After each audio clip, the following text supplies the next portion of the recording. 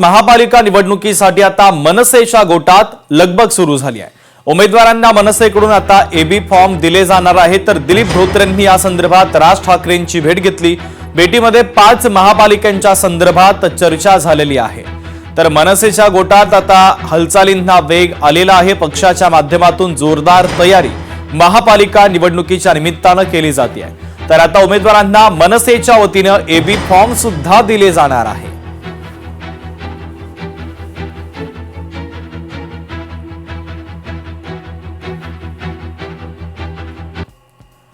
तर सोलापूरमध्ये 5 उमेदवार निवडणुकीच्या रिंगणात मनसेच्या वतीनं आहेत। लातूरमध्ये 5 उमेदवारांना एबी फॉर्मचं वितरण करण्यात आलं। नांदेडमध्ये 10 उमेदवारांना एबी फॉर्मचं वाटप करण्यात आलं। परभणीमध्ये 15 उमेदवार रिंगणात आहेत, तर एबी फॉर्मचं वितरण करण्यात आलं। जालन्यामध्ये 10 उमेदवारांना एबी फॉर्मचं वितरण करण्यात आलं। सोलापूरमध्ये 5 उमेदवारांना, तर लातूरमध्ये 5 उमेदवारांना एबी फॉर्मचं वितरण करण्यात आलेलं आहे। तर नांदेडमध्ये 10 उमेदवारांना एबी फॉर्मचं वितरण करण्यात आलं। तिकडे अकोल्यामध्ये महायुतीमधील संभाव्य जागा वाटपावरून राष्ट्रवादीच्या अजित पवारांच्या पक्षाचे आमदार अमोल मिटकरी यांनी तीव्र नाराजी व्यक्त केली आहे। मिटकरी यांनी सन्मानजनक जागा देण्याची मागणी केली। तर आम्हाला जर महायुतीत सन्मानजनक म्हणजेच 25 जागा राष्ट्रवादीला सोडल्या तरच आम्ही म्हणजे पक्ष महायुतीमध्ये लढेल, अन्यथा आम्ही स्वबळावर लढू, असा थेट इशारा देखील आमदार मिटकरी यांनी दिला आहे। क्रियाच्या माध्यमातून समोर येतोय त्यामध्ये कुठल्याही पद्धतीच्या समाधानकारक जागा नाहीये।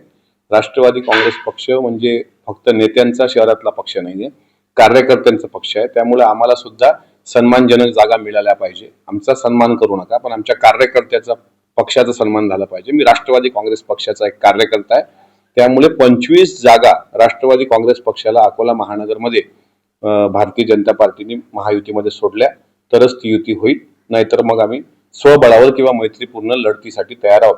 आणि आम्ही म्हणजे सर्व पक्ष, कुठला एक माणूस म्हणजे पक्ष असू शकत नाही आणि कोणाच्याही दावणीला बांधला जाईल इतका आमचा सोपा पक्ष, लहान पक्ष नाहीये। त्यामुळे राष्ट्रवादी काँग्रेस पक्ष 25 जागा सन्मानाने भेटल्या तरच महायुतीमध्ये एकत्र लढण्याची आमची इच्छा आहे।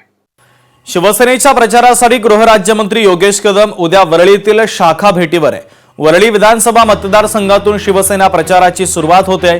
आदित्य ठाकरे प्रतिनिधित्व करत असलेल्या मतदारसंघात प्रचार केला जाणार आहे। मुंबई महापालिका निवडणुकाच्या संदर्भात प्रचाराची मोठी जबाबदारी आता योगेश कदम यांच्याकडे आहे आणि त्या निमित्तानं ते आता आदित्य ठाकरेंच्या विभागामध्ये प्रचार करणार आहेत।